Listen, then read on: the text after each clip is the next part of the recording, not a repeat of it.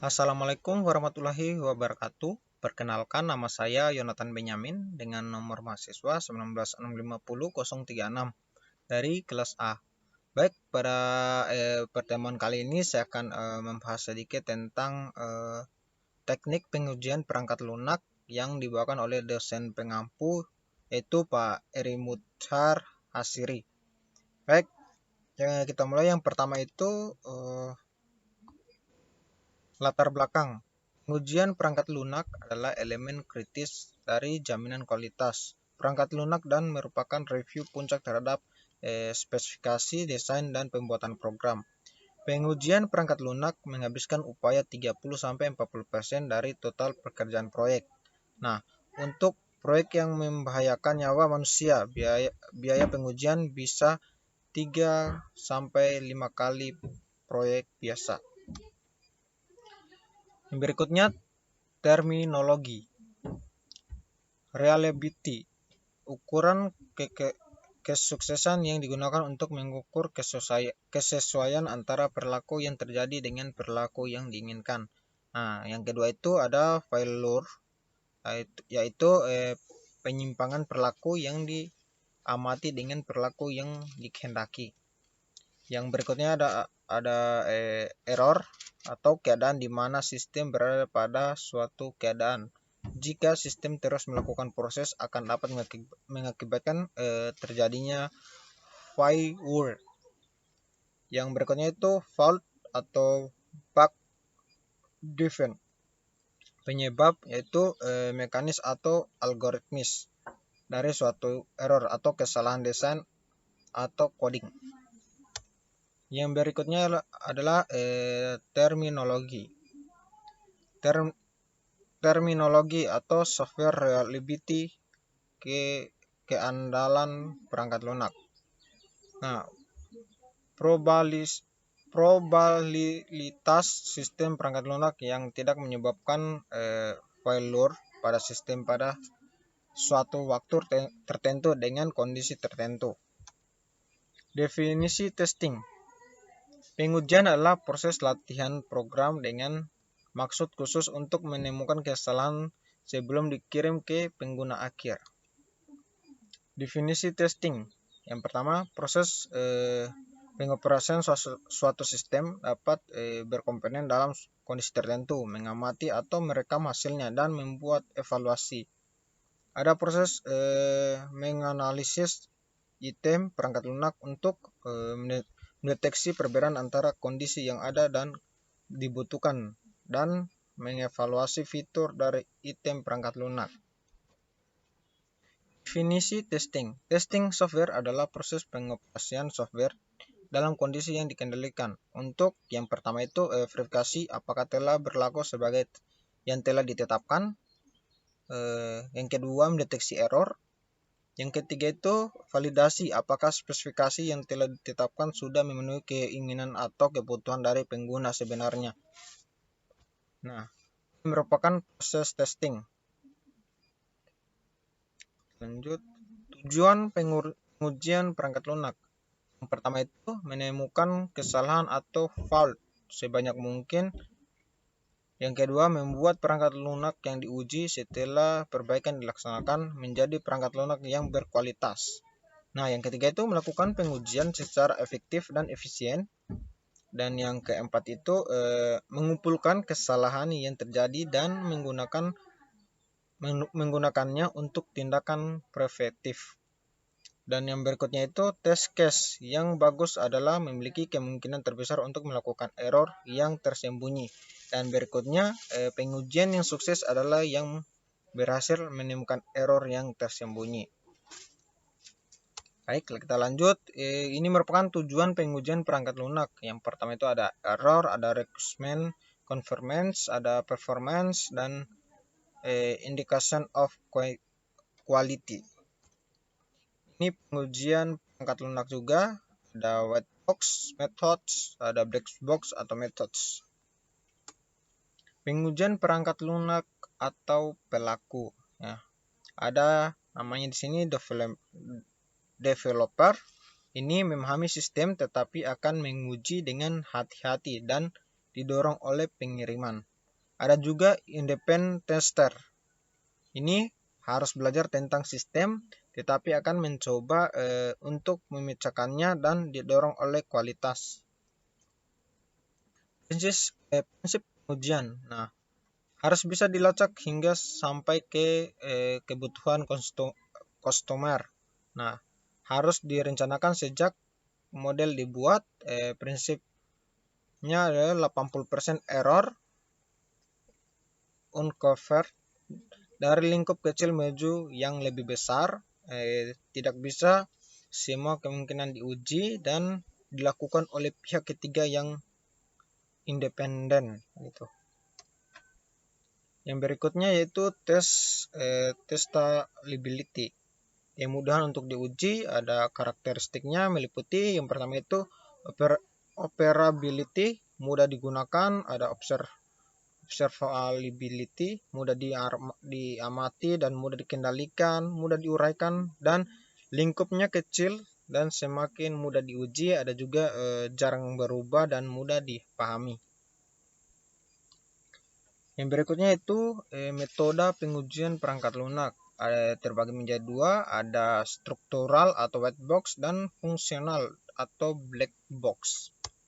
Nah, desain kasus pengujian atau black box testing memastikan fungsional perangkat lunak berjalan, kesesuaian input dengan output, tidak memperhatikan proses logik internal. White box testing pengamatan detail prosedur dan mengamati sampai level percadangan kondisi dan perulangan. Ada juga namanya tingkatan testing atau unit testing. Testing penulisan kode-kode program dalam suatu unit terkecil secara individual, dan sistem testing yaitu proses testing pada sistem terintegrasi untuk melakukan verifikasi bahwa sistem telah sesuai spesifikasi. Dan ada juga accepting testing, yaitu testing formal yang dilakukan untuk menentukan apakah sistem telah memenuhi kriteria penerimaan dan memberdayakan pelanggan untuk menentukan apakah sistem dapat diterima atau tidak. Sini ada juga test case. Nah, test case merupakan suatu tes yang dilakukan berdasarkan pada suatu inisialisasi, masukan, kondisi, ataupun hasil yang telah ditentukan sebelumnya. Adapun kegunaan dari test case ini adalah sebagai berikut. Yang pertama itu untuk melakukan black box testing dan untuk melakukan white box testing. White box testing, metode atau basis path testing, memakai notasi flow graph. Ini merupakan metodenya white. Yang berikutnya itu ada struktural atau white box, yang menguji dengan memperhatikan mekanisme internal sistem. Ada menguji untuk memastikan operasi internal berjalan sesuai spesifikasi dan semua komponen telah diuji.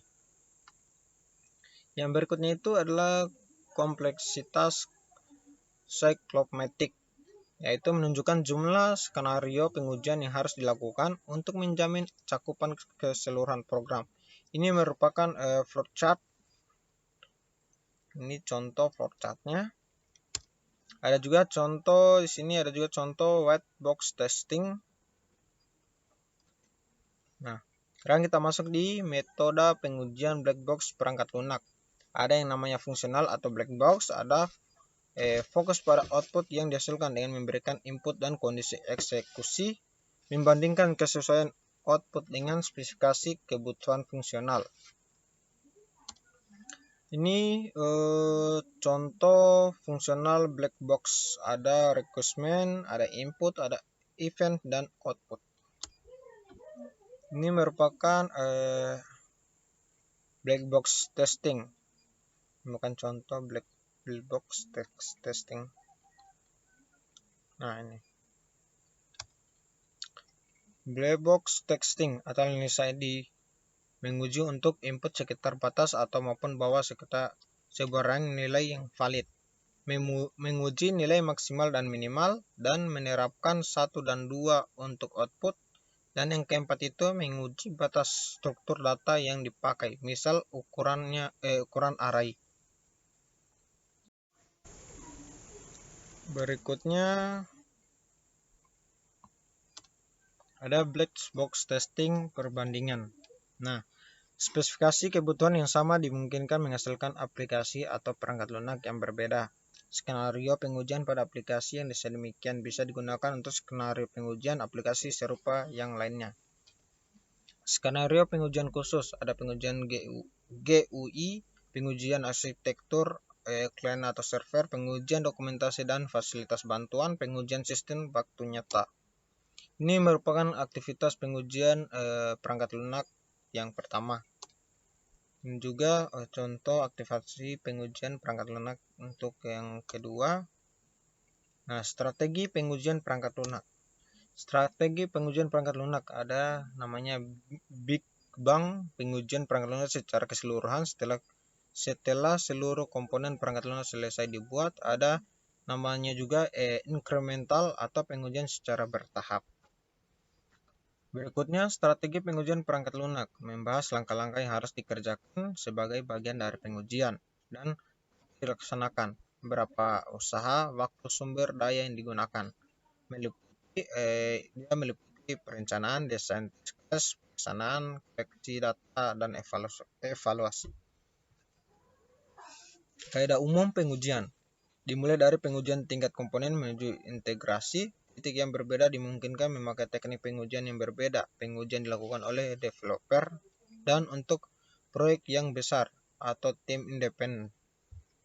Berikutnya testing dan debugging adalah berbeda, namun debugging pasti berkaitan dengan strategi testing apapun.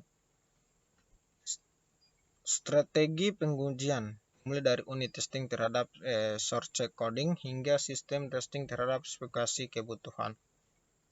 Ini merupakan contohnya. Ini langkah pengujiannya. Ini unit testing, ada juga integration testing, integration yang berikutnya integration testing. Regression testing dilakukan pengujian setiap kali ada modul baru yang diintegrasikan atau modul yang berubah. Smoker testing, test daily, proyek jenis kritis. Validation testing disebut sukses jika fungsi perangkat lunak dapat diterima oleh customer atau berdasarkan dokumen SKPL. Alpha testing dilakukan di developer oleh customer pada lingkungan yang terkendali. Beta test dilakukan di tempat customer tanpa melibatkan developer pada lingkungan yang tak terkendali. Ada sistem testing, pengujian sistem berbasis komputer secara menyeluruh, termasuk juga berhubungan dengan sistem yang lain, diantaranya reverse testing jika sistem failure dan security testing jika terjadi serangan. Ada juga stress testing terhadap jumlah, frekuensi, dan volume pekerjaan. Ada performance testing untuk mengukur pemakaian sumber daya. Berikutnya debugging, perbaikan error yang ditemukan pada saat testing. Ada kaidah dasar sebelum debug, apakah penyebab bug dihasilkan kembali oleh bagian program yang lain, apakah bug selanjutnya yang mulai muncul jika bug diperbaiki, apakah bisa dilakukan untuk mencegah bug terjadi pertama kalinya. Nah, saya kira penjelasan dari rekayasa perangkat lunak dari saya cukup sekian, lebih dan kurangnya mohon dimaafkan.